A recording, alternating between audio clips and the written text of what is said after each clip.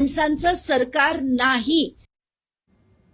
मनसे नेते अमित ठाकरे दिल्लीच्या जंतर मंतर मैदानावर पोहोचलेले आहेत। सोनम वांगचुक यांना उपोषण स्थळावरून हटवल्यानंतर अमित ठाकरेंनी भेट दिलेली आहे। अभिजित दिपकेंसोबत अमित ठाकरेंची चर्चा झाली आहे। केंद्रीय शिक्षण मंत्री धर्मेंद्र प्रधानांचा राजीनामा झालाच पाहिजे असं यावेळी अमित ठाकरे म्हणाले।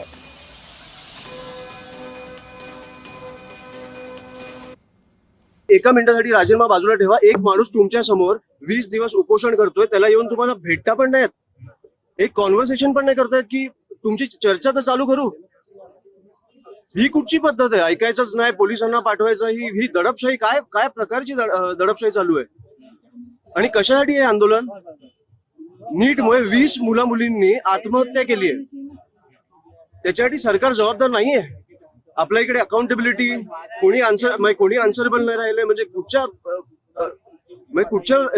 राज्यात जगतोय आपण, कुठच्या देशात जगतोय आपण?